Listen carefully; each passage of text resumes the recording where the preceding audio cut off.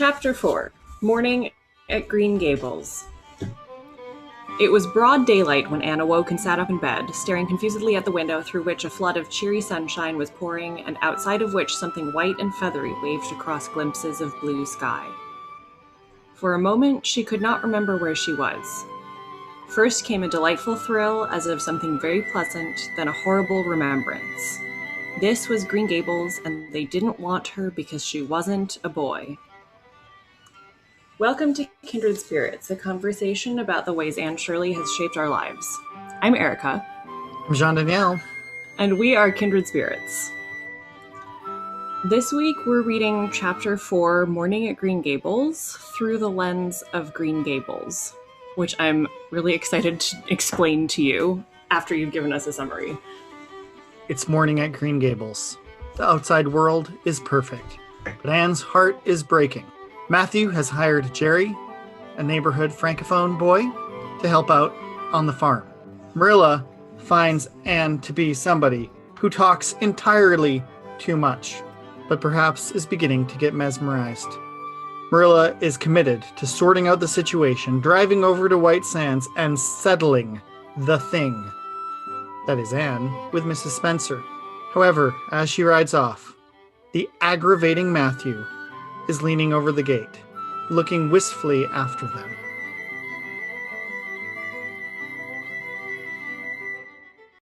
So, we've been talking a lot in the previous episodes about Green Gables. And so I want to actually focus on the house and the farm itself today. That in a reader's imagination, in my imagination, Green Gables is this perfect place, and we're always seeing it through Anne's eyes.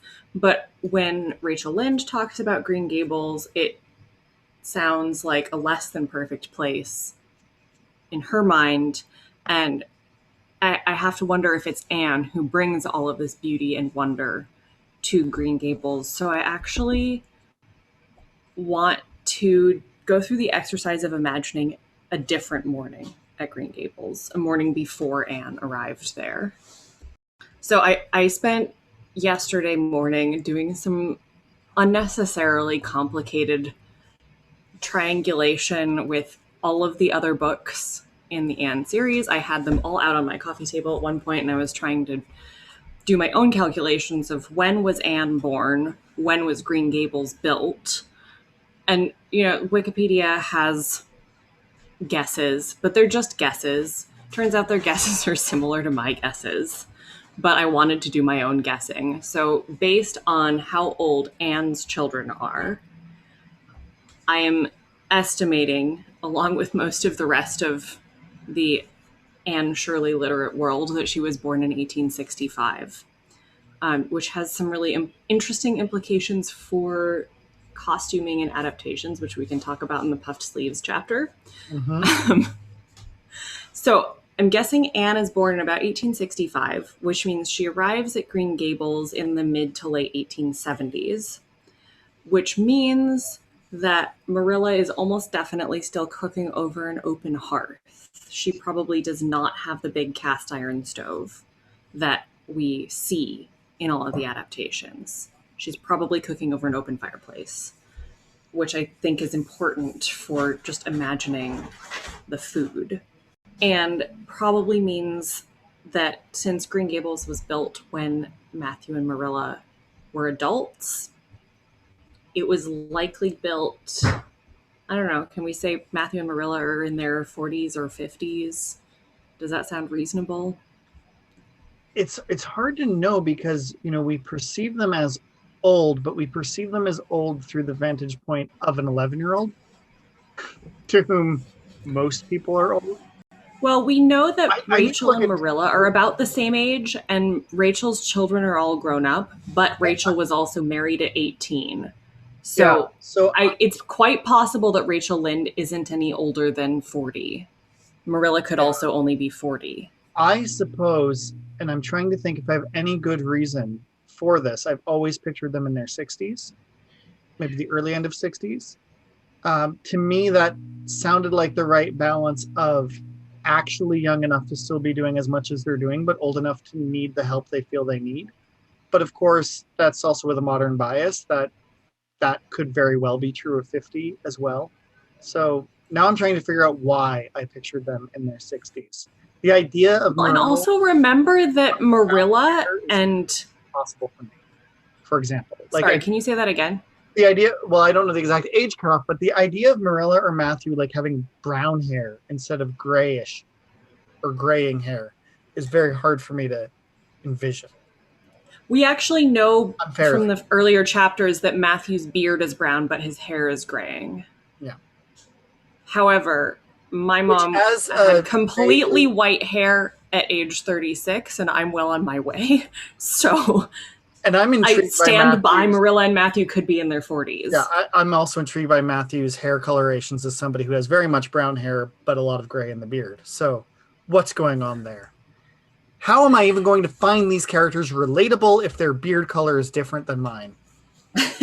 Well, but I also want to point out that Marilla and Gilbert Blythe's father were an item.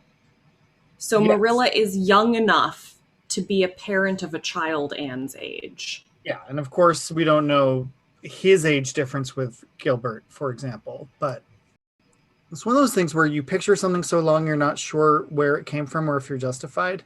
But I've always seen Matthew and Marilla as in between being parent and grandparent in generation.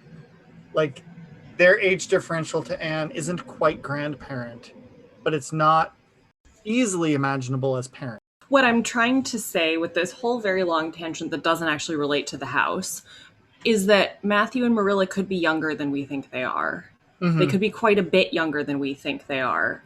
Like, one of Charlie's grandmas is only just 50. And it's 2020. It's very possible that in the 1870s, grandparent age, like I said, is 40. Like Rachel Lynde could be 40 and have grandchildren easily. All that being said, talk to you about the hearth versus stove issue, because I have seen self-appointed experts and well-trained experts of dress history, of culinary history, of interior design history being very pedantic and critical of various adaptations of Anne. And this is a new pedantic detail that nobody has yet mentioned, and I applaud you for it. Well, it's one that had never occurred to me until I spent some time last summer in an 1890s house where the cast iron stove was absolutely part of the kitchen, but it's a new thing in the 1890s house. And so if canonically Anne has grown-up children in the 19-teens, which we know she does from Rilla of Ingleside, then she's a child in the 1860s, 70s, 80s, sometime in that time period before the cast iron stove is a mainstay in rural kitchens. It existed, but it wouldn't have been common. And the my source for this, very loosely, is the cooking manual by... Okay, so my source for all of this is Miss Beecher's Housekeeper and Healthkeeper, which is a cookbook by Catherine Beecher, who is actually Harriet Beecher Stowe's sister. And it has hearth cooking recipes, and it was like the joy of cooking of the mid-19th century. Well, I think you bring up a really important question about adaptation and how we picture things in the past, because the easiest level of this kind of research is to figure out when certain things were invented. But that doesn't account for the fact that things spread and become common slowly. I remember becoming very well aware of this when learning that my grandmother grew up in a town in New York State where she almost never saw a car in her childhood. She was absolutely born after cars had been invented. But in rural upstate New York in the 1920s, they were still the domain of very wealthy people, mostly not from her town. And to realize and I was actually surprised to discover that most things about the internet and cell phones were invented before I was born, because I remember when people first got them. But they, in fact, were invented before even I was born. So It's certainly worth noting that, rural Prince Edward Island might be behind the times in terms of kitchen technology, fashion, although perhaps the puff sleeves are actually an anachronism, not a slow, but... Well, and that's the other interesting thing to think about, is that the timeline of Anne's life is only firmly established once Maud Montgomery has been writing these books for a long time. And so it's kind of fair that adaptations set Anne's childhood in the 1890s, 1900s, even though that would mean she's sort of in stasis in that era for 20 years. And then time starts to move forward once she's married and has children. Well, I mean, that's certainly possible in the arts as well. We all know that Lisa Simpson has been in grade 2 since the 90s. So I'm going to just laugh and pretend I understand that reference. I've never watched The Simpsons. The key fact is Bart is in 4th grade and Lisa is in grade 2 and Maggie is a baby. And 30 years on, that has never changed. They do not grow older. Thank you. I understand now. Which is a blessing of animation that would not be possible in live action. So let's return to the text now and use our imaginations for a purpose that I think Anne might disapprove of. And that is to see Green Gables not through Anne's eyes. We know that there is a cherry tree outside the window. We know that there's a brook. We know that the cherry tree is part of an orchard, and there are apple trees as well. And we know that Anne's window sticks so badly that it doesn't need a stick to hold it up, because obviously this is before you had windows with, pulley systems to hold them up all by themselves. So given these facts, and also given what Rachel told us in the first chapter, that it's painfully neat, that it's set back from the road in what she interprets as an unsociable setting, that it was built by the elder Mr. Cuthbert when his 2 children, we're assuming there are only 2 of them, we never hear about any other siblings, were already grown up. So, and we also know when Marilla comes in and Anne is praising Snow Queen, that tree has horrible fruit that is always full of worms and never produces cherries well. So let's imagine yesterday morning at Green Gables. Not Anne's morning at Green Gables, but Marilla's morning the day before. If a cherry tree is in bloom, that puts us in late May, early June on Prince Edward Island. I'm imagining that's similar to Montreal, upstate New York. So that would be late May. Which means the sun rises very early, which means Marilla got up very early. She lit the fire in her big hearth, which is hard to do well. I may be speaking from experience. I am not great at getting a fire going. Same. She put a pot over her... So I spent 4 years at a history museum pretending it was 1627, and it never got easier for me to light a good hearth fire. Yeah, I still can't do a good hearth fire. We'll say an 1890s cook stove is much easier to light a good fire in. Although harder to chop wood for, because it has to be the right size to fit in the wood box. Mm-hmm. So she lights the fire, she puts or rekindles it, because she never let it go out, right? And she puts her pot of water to boil over it. And she's already been up and done all of this before Anne gets up. So we can imagine that Marilla's done an hour or 2 of work before breakfast, and Matthew probably has too. And it's a beautiful spring day outside, but we also know that Marilla doesn't trust sunlight, so she's probably not going outside. If this is the day previous to Anne, then we can imagine that Marilla is probably quite anxious and not admitting it to herself. Mm-hmm. And Matthew is probably rushing to do extra things early in the day because he knows he's missing his potato planting time to go pick the boy up from Bright River. And we also know that the trees are in full bloom, but that means work in the fall. That means sifting through the wormy fruit to make the crabapple preserves. And I don't know if you've ever made crabapple preserves. I have. Crabapples are about the size of a cherry, and every single one of them has a core the way an apple does. and the cores are nasty and crunchy, so you have to take them out. I use a food mill. I don't actually know if there's an equivalent piece of equipment that would have been available to Marilla, but making crabapple preserves, which Anne eats in the previous chapter, so we know Marilla made them, it's a lot of work. It's really annoying. And so looking at Green Gables through Matthew and Marilla's eyes, it's a huge amount of work. It's a house that their father built far away from everything, which Matthew seems to benefit from. I'm not sure Marilla does. It might be isolating and lonely for Marilla. Oh, and also the brook running down at the bottom of the property. If they have a cellar, which they almost definitely do, that brook probably floods their cellar in the spring. Green Gables definitely has the potential to be a fairly dismal place. If you're looking at it as a place to take care of and or gain a living from. Yeah, there are a few interesting things coming to my mind as you mentioned this. First, you mentioned, let's try to see this not through the eyes of Anne. And I had a whole interior conversation that went very quickly of, well, I've seen it not through the eyes of Anne because I physically have been there. And then, of course, everything about my experience of going to physically see it was because I've seen it through the eyes of Anne for years. And even if you're not familiar with the books and you go as a tourist to the Green Gables National Historic Site, the government of Canada will present it to you through the eyes of Anne.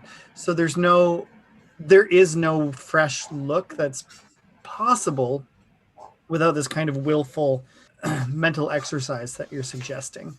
Another thing, as you mentioned, it could be a somewhat dismal place. I grew up in a fairly popular with tourists seaside community outside of Boston. And one of the things that I thought, that all my high school friends thought when flooded with out-of-state license plates every summer is, why are they here? This is crap. This is boring. Why are people coming here?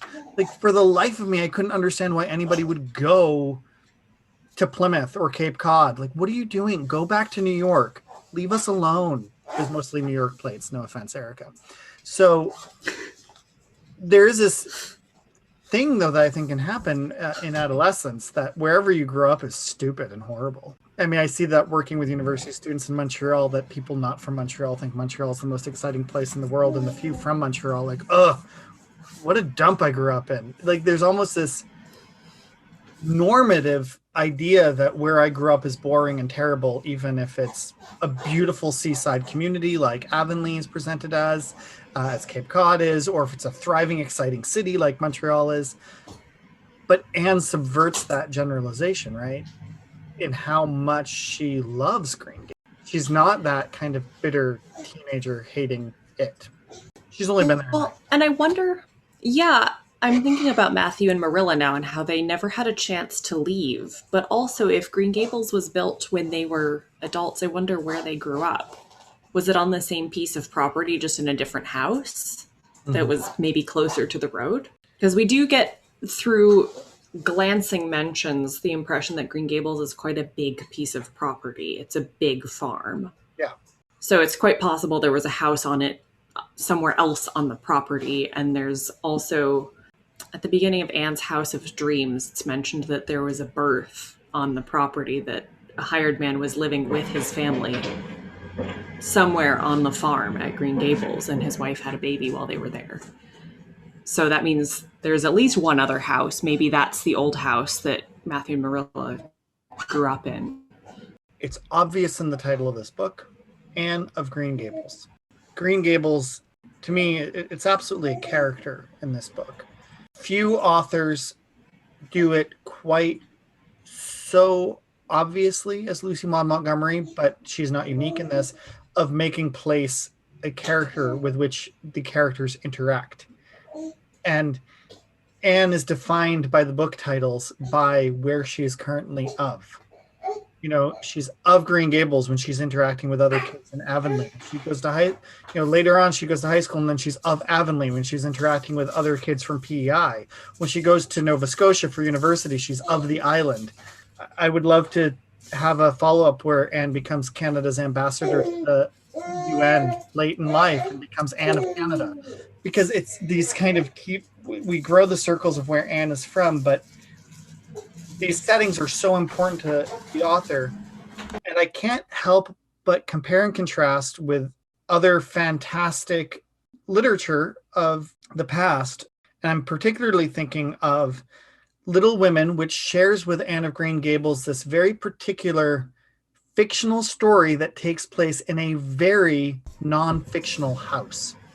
So the strange experience of visiting Orchard House in Concord, Massachusetts, or Green Gables in Cavendish, PEI, where the house is real. And the house always existed, but you're picturing these characters like, oh, where's Anne's room? Where was Joe's room? And the answer is nowhere. The story is made up, but the house isn't. And then you compare that with, Little House on the Prairie, Farmer Boy. That house is real. That boy is real. That's just a true story. There's a simplicity there.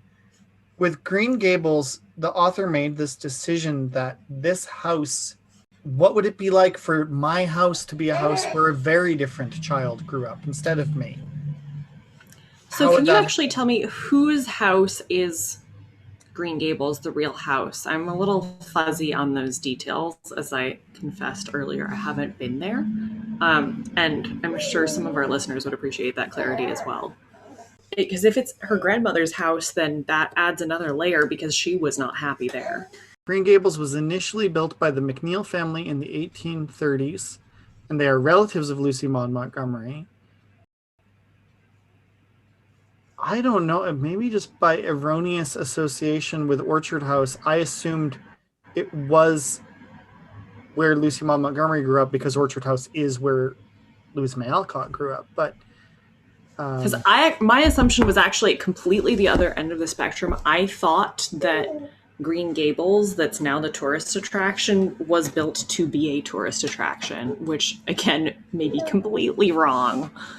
But that's why I hadn't thought about real place fictional character for this book in the same way that I had for Little Women.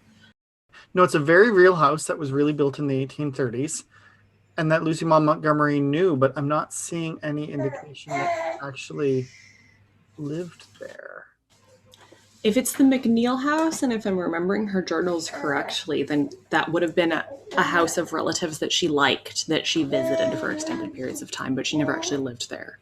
So that's fascinating too. Man, we should have done more research before this episode. But well, and also I feel vindicated now that my mental gymnastics arriving at Green Gables having been built in the 1930s or 1830s or 40s is borne out, in fact.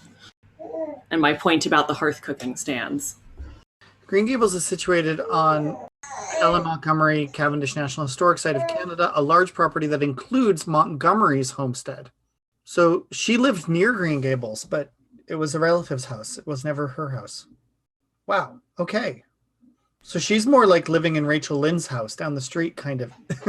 Yeah. So it's almost that layer. I mean, of course, Lucy Maud Montgomery and Anne Shirley are not the same person. And it's the more reading I do about both of them, the easier it becomes to separate them, in fact. Yeah. But knowing that Ellen Montgomery never lived in the house that she's writing about makes it feel like we have less of an obligation to imagine these ghosts of mornings without Anne, to me. That Ellen Montgomery, we know, was an unhappy child. We can extrapolate that Anne was an unhappy child before arriving at Green.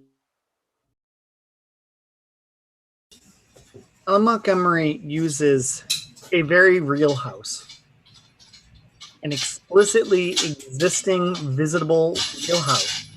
Really takes Prince Edward Island as a setting exceptionally seriously. But she makes up all the town names. We know that Avonlea is Cavendish, but she doesn't say Cavendish. She makes it Avonlea. Perhaps because Cavendish is so small, we don't want people in Cavendish wondering which character they are.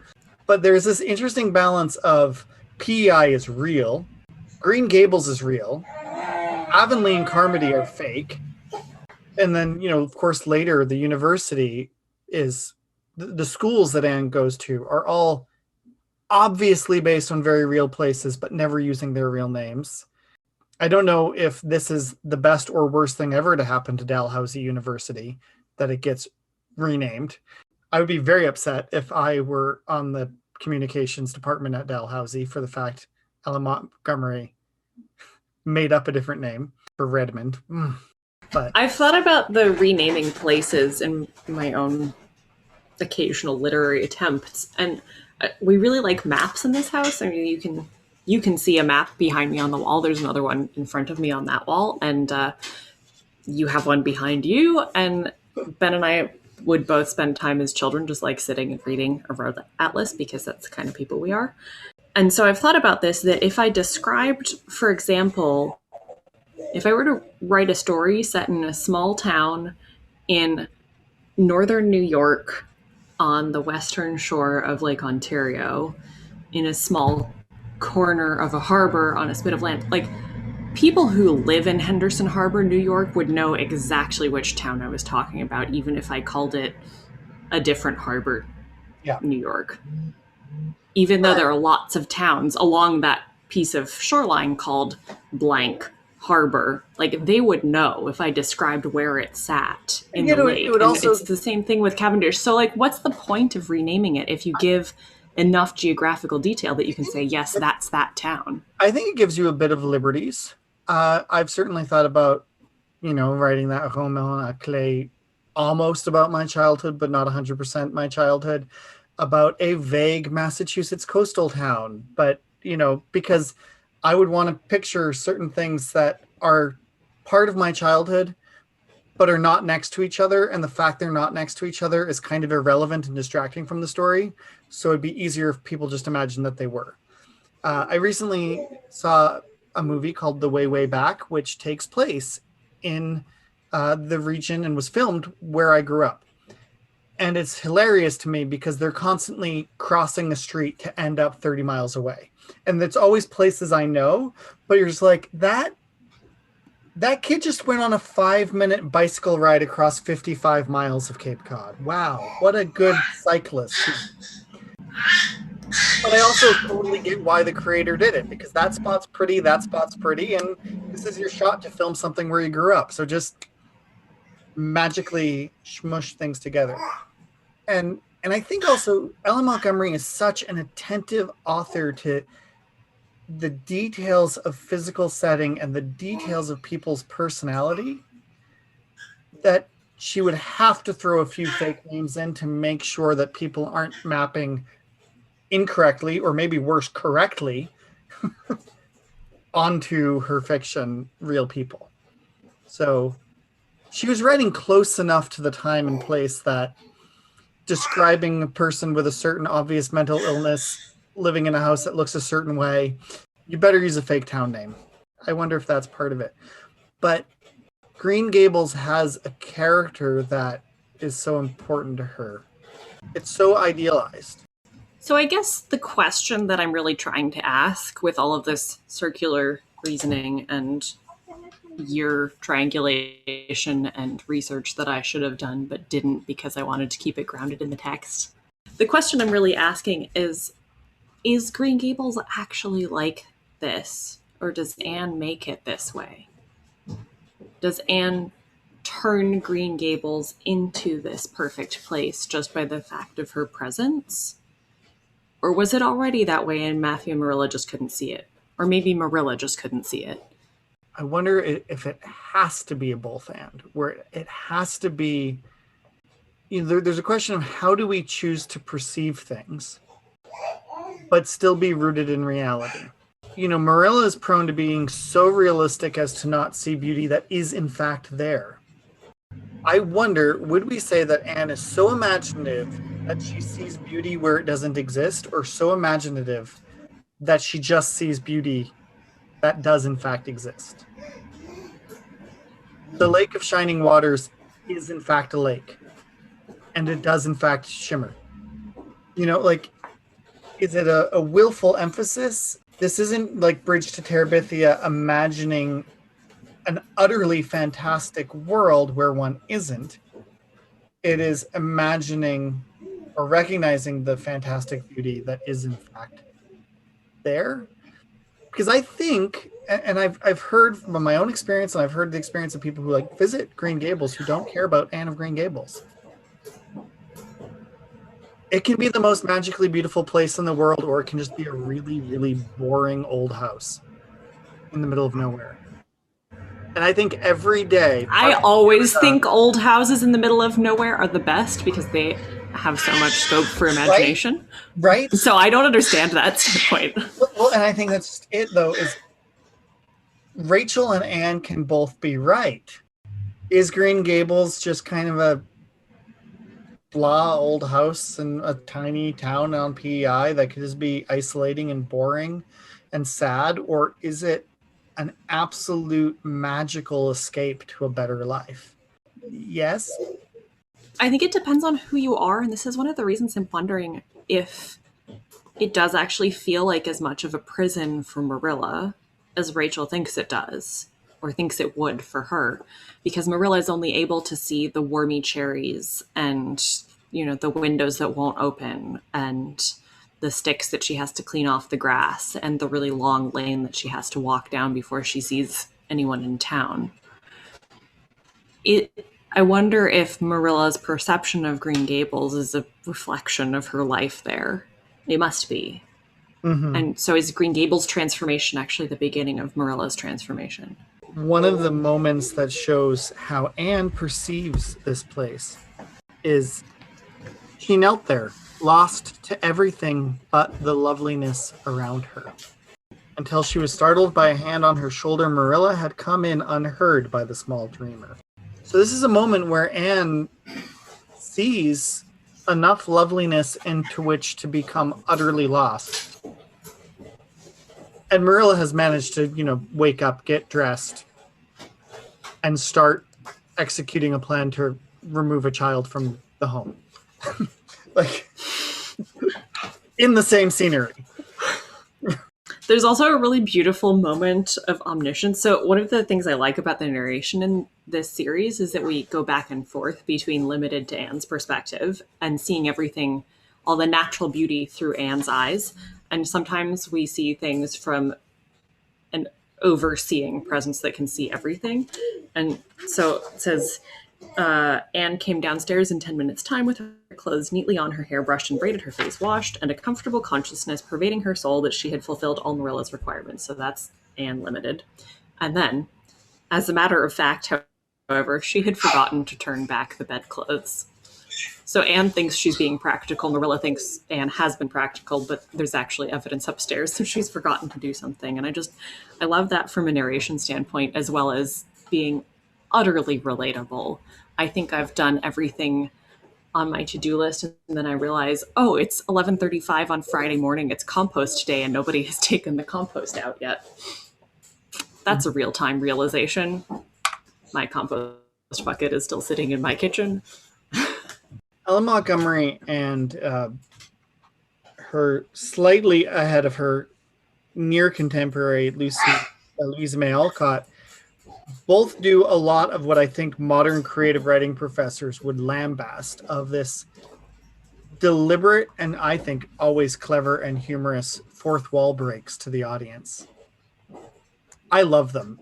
I'm rereading the Emily of New Moon series by the same author, and the other night reread a line that said, "I am Emily's biographer, not her apologist." And you're like, that's hilarious, because of course you are her apologist. You know that. Like, it's just... That's a very 19th century thing. That's why it's one of the many reasons people don't like George Eliot, is because she spends pages and pages and pages speaking directly to the reader. Or if you think of that famous line from Jane Eyre, "Reader, I married him." It's actually a very conventional thing from the 19th century that for some reason people don't think is acceptable in writing anymore. It's still funny. And I think, in terms of the evolution of what's good literature, Ellen Montgomery is actually living in a transition from that being very normal and good to that being the worst. And I think she's not just in between chronologically. She's in between and having a deliberate control over using point of view, character, and omniscience cleverly. Like, there are clever alterations. Saying the thing through Anne's point of view and then saying there is, in fact, something she didn't do is funny. That makes me laugh. I think it's funny, and maybe I'm a parent of 8 children similarly aged to Anne, and I live that experience a lot of that kind of earnest and well-intentioned and sincere, I did it all. And then you just look and you're like, oh. Let's discuss the word all. How do we define? Yeah, I love thinking of it as a deliberate stylistic choice that she's in a position to make because of the century of writing that's come before her, that she's clearly been voraciously reading. And then moving forward, but with deliberate use of what has come before. Do you have anything else you want to say about Green Gables? Because there's an unrelated point that I need to share with you. Share your unrelated point, please. Anne starts talking about Matthew when Marilla asks Anne if she can wash dishes right. Mm-hmm. And then somehow that conversation ends up in Matthew is a ridiculous man. Mm-hmm. And Anne says, I think he's lovely. And then Marilla responds, you're both queer enough, if that's what you mean by kindred spirits. Now, I know you and I have had private conversations about Anne's possible queerness in relation to later books. I have never thought about that in relation to Matthew before, though. But a single man living with his sister, sure, maybe he's just shy. Maybe he's a queer man in the 19th century. I know that's probably not what Ellen Montgomery meant, but maybe it is. Well, I mean, one of the challenge, many, it's always dangerous to put modern labels on people in the past because they didn't have the label to live out that way. Also, I do think there are problematic impulses in queer analyses that everybody who isn't sexually active heterosexually must therefore be gay, because that presumes that everybody's really interested in sex. And so the people who are asexual and demisexual or just shy are like, the only options in the world are not heterosexual sex and gay sex. Like, being shy is also just a thing that exists. And of course, there's also the problematic assumption that just because Anne marries, spoilers, Gilbert, that automatically means that she's heterosexual. Yeah. That's also not necessarily a safe assumption. You know, I think we could make a Kinsey scale of the young women of Ellen Montgomery books where, like, well, Anne seems to have some pretty strong girl crushes. Emily seems to have stronger girl crushes. Ilsa seems to have stronger, like, Ilsa and Emily really like that haystack night. What I think is interesting, you know, Marilla says you're both queer enough, and obviously the meaning of queer to mean LGBTQ plus is later, but it becomes a term that's used euphemistically for people who are unusual. And the reality here is that Marilla, Matthew, and Anne, even though Marilla's the one lodging this critique, all three of them are living queer lives in that older sense of the word, minimally. They are not living the standard nuclear family lifestyle that is expected of their time and place. And for Marilla to like lodge that kind of critique against Matthew and Anne is, I don't know if it's lacking in self-awareness. You're all living, you know, all three of them are living outside of the confines of a normative family. And perhaps one of the subversive things about this novel is its idea of what family life could be is very atypical. Just to throw this out there, the Oxford English Dictionary says the first recorded use of the word queer to mean homosexual was in 1894. Okay. And this book was published in 1908. So it's not necessarily an anachronism. It's also not necessarily what Ellen Montgomery is saying, but I like that there's ambiguity there and it's not just me being anachronistic. Yeah, no, and Ellen Montgomery's use of the word queer is fascinating to me. He's the queerest priest of them all, being a quote from the Emily of New Moon series that I find personally hilarious. Yes, it's about a family name, not an occupation. Yes, it's about being unusual, not about being gay, but also slightly older man who you trust with your daughter. at your niece. I don't know. There are a lot of ways to be uncomfortable around women. and being gay isn't the only way to do that. It's almost stereotypical in the whole trope of the gay best friend that sometimes queer men are known as being unusually comfortable with women. Oh, absolutely. I think being shy and interested in women leads to a lot more awkwardness usually than being not interested in women. I was very confused as an adolescent on how the fact that I always hung out with girls was something that people used to assume I was gay. Because that to me was like, wait, what is the gymnastics going on in your brain? Like, well, he's just always like at the beach hanging out with girls. He's so gay. Like, what? But a little bit, because that's like why they trusted me to be the one male friend who was always with them when they're at the beach. I wasn't weird or creepy about it. Yeah, Matthew, he's so very sympathetic. Looking at this passage, these pages here, I'm also really struck by, he didn't mind how much I talked. He seemed to like it. And I just see on the next page, what's the matter now, demanded Marilla, and then Anne gives, of course, an answer. And I wonder how much of Anne's talkativeness is the author kind of playing a mental what-if game. What would it be like to be a young woman who didn't play according to society's gender roles and keep quiet? How much have I wanted to say? To pivot with a reference to a very different genre, I recently heard a George R.R. Martin interview where he referred to one of his characters, Tyrion, as being so much more clever than me. And then he corrected himself and he said, no, Tyrion isn't more clever than me. Every witty retort he's ever said, I wrote. But Tyrion comes up with them immediately, and I have to think of them in a few days. And, so it's kind of acknowledging that on one hand, his character is smarter than him, but then he has this self-aware acknowledgement of like, wait, my character can't be smarter than me. I put all those words in his mouth. But I got to put those words in his mouth much later. And so much of me wonders, why does this adult woman keep choosing these adolescent protagonists? How much is it kind of wondering like, oh, what if I did tell the adult exactly all my feelings when they asked what was the matter? How different would an adolescence be if you just actually told grown-ups your feelings? Which I think is still a very relevant question for young people, and why Anne is so relatable to so many young people.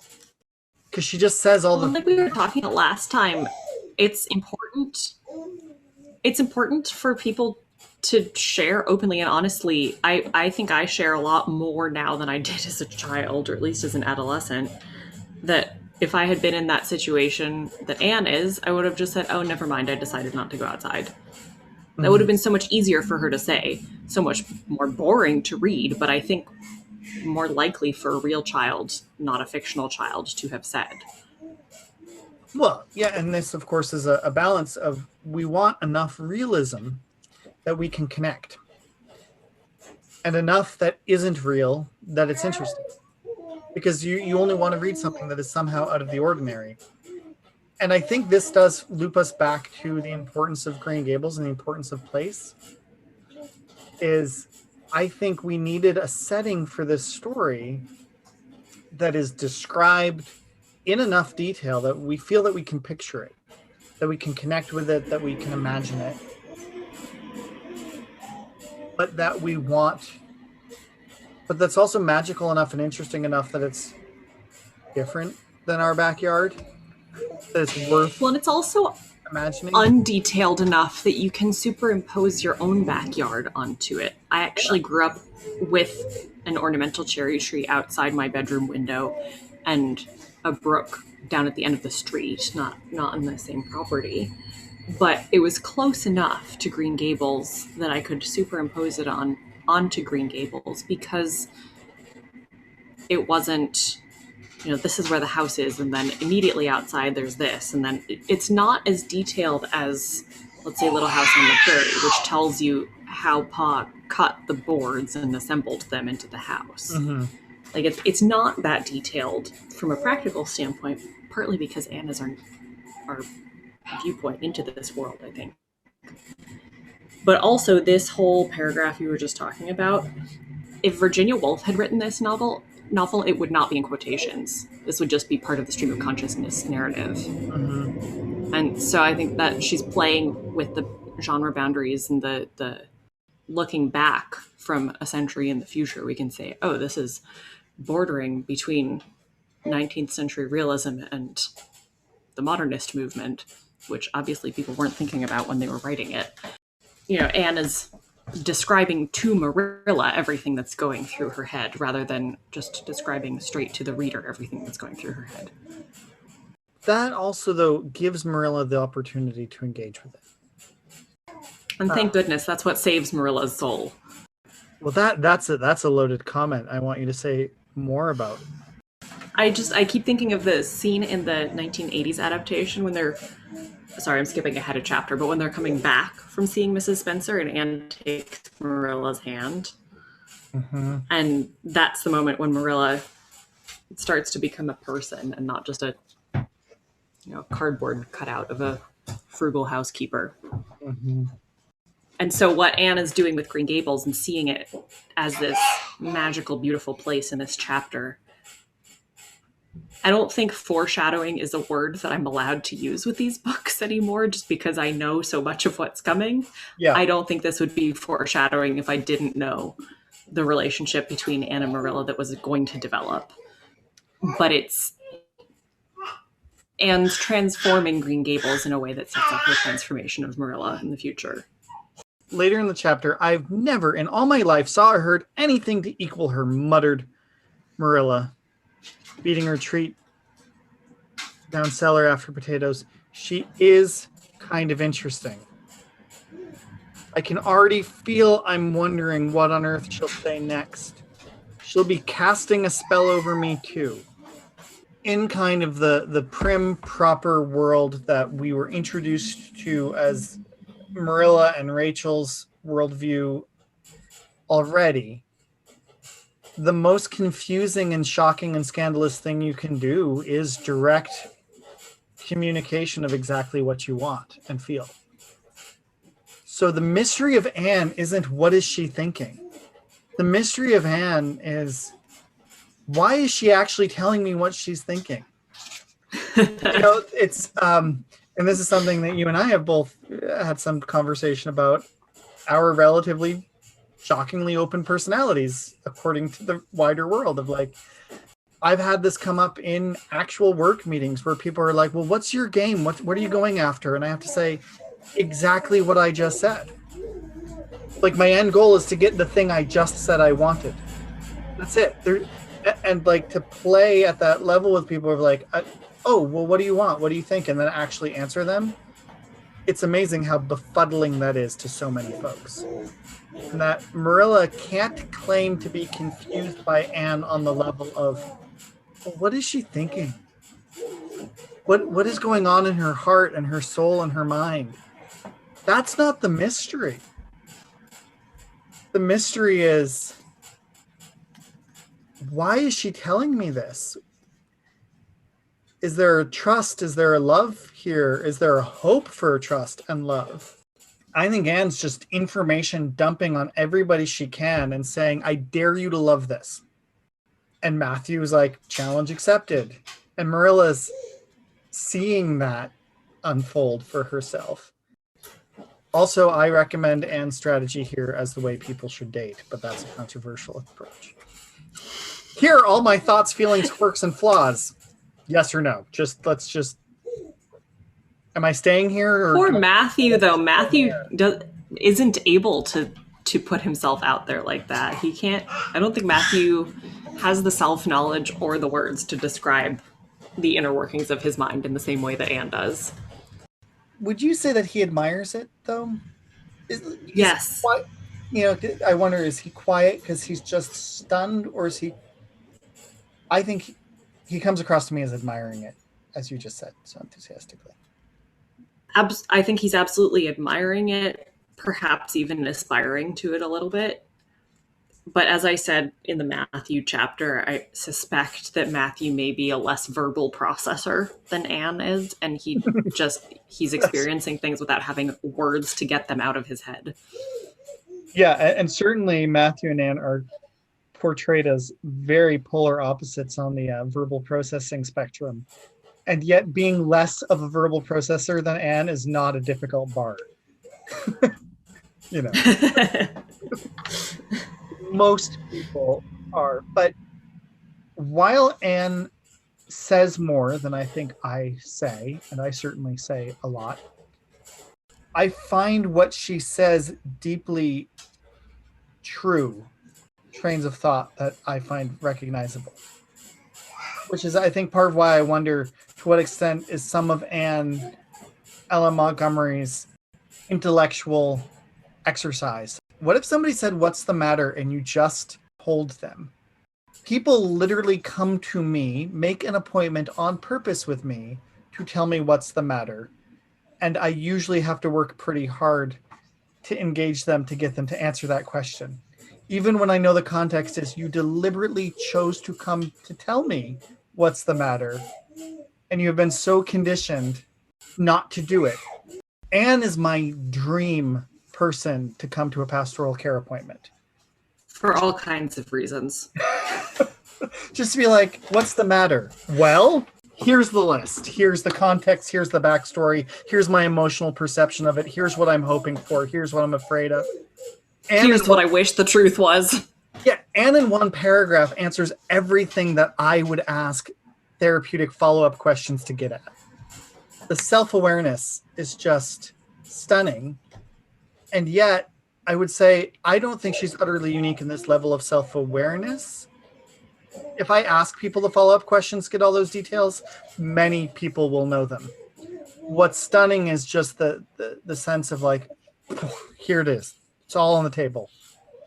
Like, Marilla, you are going to drive down to talk with Mrs. Spencer with just as all of this seeping into you and you thinking about it the whole ride there, not admitting you're thinking about it. So is Marilla perhaps the other half of this intellectual exercise? Then Marilla is someone who, as we've mentioned several times already, incredibly unaware of herself. She is an example of someone who has been encouraged not to share what she's feeling her entire life for many decades at this point. Oh dear, Charlie's sharing what he has to say. Marilla is so conditioned to not share what she's thinking and feeling that she just has no idea anymore. And unfortunately, she's the, quote, normal one. And so then I would, not being aware of that. I wonder who is actually more out of touch with reality and letting their life be overrun by their imagination, Anne or Marilla. Ooh. Because Anne, yeah, she uses flowery language to describe what she sees, but Marilla seems to have constructed and deeply internalized a complete self-narrative that isn't necessarily quite true. So who's the more imaginative one here? Who's the one? Sure, Marilla's not pretending her name is Cornelia, but she is pretending she's unfazed, emotionless, practical, and strong, which is probably more delirious. She's allowed to be all of those things. She just has other realities to explore also. Maybe she's not imagining things that aren't true, but she's imagining things that are true as not being there or not being important. She's imagining away things rather than imagining in things, the way Anne's doing. Yeah, and neither is more dishonest or honest than the other. This is very normal with adults interacting with kids, whether they're as parents or teachers. Kids' questions and feelings and responses challenge us to question our own all the time. I have very seldom encountered a cranky child who was not behaving exactly according to how I would feel under the same circumstances. I've come to realize that my adult maturity is only in my ability to control the external manifestations of feeling hungry, tired. But the fundamental emotions of, I am tired, let me sleep. I am hungry, I want food. I really need to go to the bathroom. Please let me go to the bathroom. Like, these are all feelings I still have. My adult maturity is being slightly less prone to just screaming about it. Ever so slightly. Sometimes it's still tempting. I will say the one that baffles me as a parent of an infant at the moment is I'm so tired and I won't sleep. My understanding is that will increase in intensity in toddlerhood, but it's definitely already happening. Like, falling asleep is preceded by, depending on the day, 5 to 45 minutes of screaming about how tired he is. I was struck by, if I can't stay here, then there's no use in my loving Green Gables. You and I both don't live at Green Gables. And yet I think we have found great deal of use in loving Green Gables. I just want to call Anne Shirley wrong.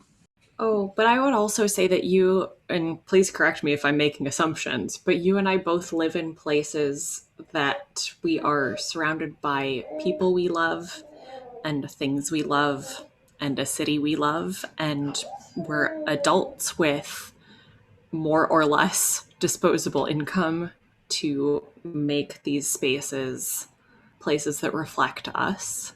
Mm-hmm. And that's completely non-analogous to Anne's interaction with Green Gables and her other surroundings. That I think my love of Green Gables has affected how I interact with every apartment in every city I've ever lived in, or non-city. Is Green Gables a house in Cavendish, PI, or state of mind, Erica? I mean, I'm just looking around my living room full of quilts and maps and turn-of-the-century furniture, and I would say it's a state of mind. Yes, the cottage core is strong with both of us. Absolutely. I believe Ellen Montgomery and Laura Ingalls Wilder deserve a lot of credit for the cottage core movement on Instagram that they're probably not getting, but that's a longer and less on-topic discussion. Thank you, Erica, for joining me. You've also given me a title for the short story / poem / song that you last week asked me to write about my moth infestation. That was my reason for postponing it. I haven't written any of it yet, but it will be entitled Green Gables State of Mind. Ooh. Set to the Billy Joel song New York State of Mind in tune. Probably not.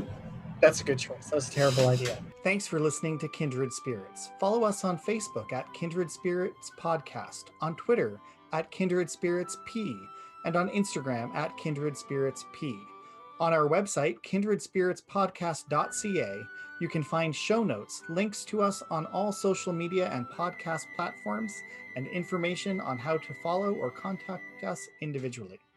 Thank you to our founding Patreon supporters, Sarah K., Marilyn B., Ann M., Connor H.B., Marie-Andre, and Jennifer O. If you would also like to support our ambitions and help us build our castles in the sky, you too can support us on patreon.com/Kindred Spirits Podcast, as well as subscribing on your podcaster of choice and leaving a review. Our theme music is Desperate and Across the Causeway from Algoma Highway, composed by Arie Van de Ven and performed by the Cygnus Trio, which includes me. You can buy our music and learn more at thecygnustrio.com. Anne of Green Gables was written by Lucy Maud Montgomery. Episodes are written by us, Erica Jacobs-Perkins and Jean-Daniel Ó Donnċaďa. Kindred spirits are not so scarce as I used to think. It's splendid to find out there are so many of them in the world.